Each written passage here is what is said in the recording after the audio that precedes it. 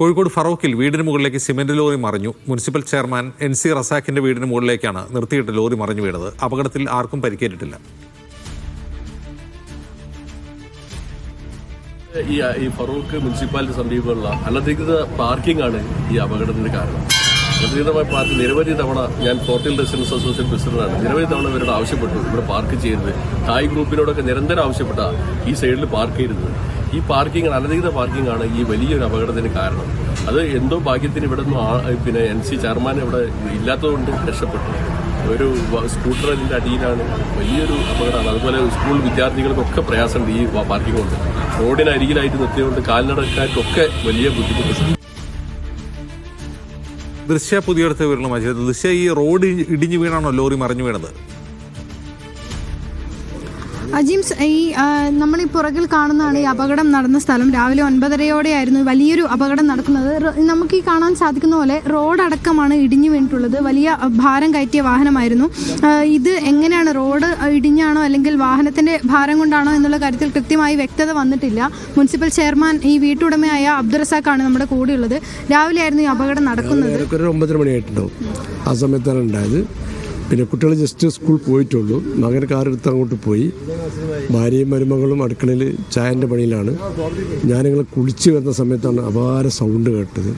Sound കേട്ട് മുമ്പോട്ടാണ് ചെന്നപ്പോൾ പിന്നെയും ഇടിഞ്ഞിടിഞ്ഞ് വീണു. മേലത്തെ ആ ഫ്രണ്ടേ കംപ്ലീറ്റ് ഇടിഞ്ഞ് വീഴുകയാണ്. പുറത്തു പോയി ശ്രദ്ധിക്കാൻ സാധിച്ചിട്ടില്ല. ഏതായാലും ആളപകടം ഇല്ലാത്തത് ദൈവാനുഗ്രഹം. വലിയ സന്തോഷമുള്ള കാര്യത്തിൽ ഒന്നും ആർക്കും പറ്റും. കുട്ടികൾ സ്കൂൾ ജസ്റ്റ് പോയിട്ടുള്ളൂ. വലിയ നഷ്ടം ഉണ്ടായിട്ടുണ്ട്. വീടിന്റെ മുൻഭാഗം വലിയ നഷ്ടം ഉണ്ടായിട്ടുണ്ട്. മുൻഭാഗം കംപ്ലീറ്റ് പോയല്ലോ. വലിയ നഷ്ടം തന്നെ ഉണ്ടായിട്ടുണ്ട്. മതിലടക്കാണ് ഇടിഞ്ഞു പോയിട്ടുള്ളത്. ലോറിന്റെ ഈ ഡിച്ചിലിന്റെ ആഘാതത്തിലാണ് ആ ഫ്രണ്ട് കംപ്ലീറ്റ് പോയിട്ടുള്ളത്. ഇവിടെ പാർക്കിംഗ് അനുവദനീയമാണ്. പാർക്കിംഗ് അനുവദനീയമല്ല, പക്ഷെ പലപ്പോഴും പലരും പാർക്ക് ചെയ്യുന്നുണ്ട്. നമുക്കൊന്നും ചെയ്യാൻ കഴിയില്ലല്ലോ. മുനിസിപ്പാലിറ്റി പലതവണ പറഞ്ഞിട്ടുണ്ട്. പക്ഷെ ഓരോരോ കാരണം കൊണ്ട് ഡിലേ ആയി പോകുന്നതാണ്. ഈ സിമന്റ് ലോറിയിൽ ഏകദേശം എത്രത്തോളം ഭാരം ഉണ്ടായിരുന്നു? 35 ടൺ തന്നെ സിമന്റ് തന്നെ ഉണ്ട്. പിന്നെ ലോറി ഭാരം വേറെ ഉണ്ടാവുമല്ലോ. വലിയ ഭാരമുള്ള വണ്ടിയാണ് വന്നിട്ടുള്ളത്.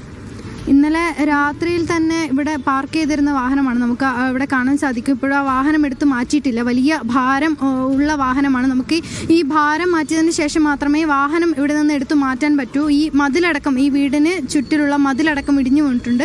ആ റോഡിൻ്റെ ഒരു ഭാഗം മുഴുവൻ, ആ ഒരു ലോറി നിന്നിരുന്ന ഭാഗം മുഴുവൻ ഇടിഞ്ഞു വീണിട്ടുണ്ട്. ഈ റോഡ് ഇടിഞ്ഞാണോ അല്ലെങ്കിൽ വാഹനത്തിൻ്റെ ഭാരം കൊണ്ടാണോ ഈ വാഹനം മറിയുമ്പോഴാണ് ഈ അപകടം ഉണ്ടായത് എന്നുള്ള കാര്യത്തിൽ വ്യക്തതയില്ല. രാവിലെയോടെയായിരുന്നു അപകടം ഉണ്ടായത്. ഇന്നലെ രാത്രി മുഴുവൻ ഇതാണ് ഈ കാണുന്നത്. ദൃശ്യ, ഈ റോഡ് ബലക്കുറവുള്ളതാണോ? അവിടെ മണ്ണിടിയാൻ ഉള്ളതുകൊണ്ടാണോ അവിടെ പാർക്കിംഗ് പാടില്ല എന്ന് നാട്ടുകാർ പറയുന്നത്? ഈ റോഡിന്റെ കാര്യങ്ങളൊക്കെ അറിയോ? ഈ റോഡ് ബലക്കുറവ് അങ്ങനെ എന്തെങ്കിലും ഉള്ള റോഡാണോ? അങ്ങനെ വിലക്കുറവായിട്ട് പറഞ്ഞു കേട്ടില്ല. പക്ഷേ എങ്കിലും ഈ റോഡ് ഹൈറ്റ് കൂടിയതുകൊണ്ട് അടുത്ത് വണ്ടി നിർത്തി കഴിഞ്ഞാൽ എന്തായാലും അപകടം നിർബന്ധമായിരുന്നു. അത് വണ്ടിക്കാർ നോക്കേണ്ടതായിരുന്നു. പിന്നെ ഒരു അപകട മേഖല എന്നുള്ളൊരു ബോർഡും PWD. ഇത് മുൻപ് പരാതി പറഞ്ഞിരുന്നു, ഇത്തരത്തിൽ വാഹനങ്ങൾ പാർക്ക് ചെയ്യുന്നുണ്ട്. വാഹനങ്ങൾ പൊതുവെ ഒരു അപ്പുറം ഇപ്പുറം പാർക്ക് ചെയ്യുന്നുണ്ട്. അത് ശരിക്കും ഒരു വാഹനം കടന്നു പോകാൻ ഒരു അനധികൃതമായി പാർക്കിംഗ് നിർബന്ധമായിട്ടുണ്ട് ഇവിടെ. പക്ഷെ അത് ശ്രദ്ധിക്കാൻ വേണ്ടത്ര ആളുകൾ തയ്യാറായിട്ടില്ല. അനധികൃത പാർക്കിംഗ് ആണ് ഇവിടെ സ്ഥിരമായിട്ടുണ്ടാവാറ്. അപ്പൊ എത്രയോ പറയാറുണ്ട്. ഇങ്ങോട്ട് ഇവിടുന്ന് എല്ലാവരും അടിയാണ്. വീട്ടിൽ നിന്ന് തന്നെ ഇപ്പോൾ പെങ്ങന്മാരൊക്കെ വണ്ടി എടുത്ത് പോവുകയാണെങ്കിലും എപ്പോഴും ഓരോട് പറഞ്ഞ് കച്ചറുണ്ടാക്കലെന്നാണ് പണി. എപ്പോഴും ഈ ഗേറ്റിൻ്റെ അവിടെ ഇത് എത്ര ടണ്ണ് ആണ് ഇതിൻ്റെ ഭാരം അറിയാലോ. ഫുള്ള് സിമെൻറ്റും ബാക്കി വണ്ടീൻ്റെ വെയിറ്റും കൂടെ നോക്കിയിട്ട് ഇവിടെ നിർത്തിയിട്ടിട്ട് പോവുകയാണ്.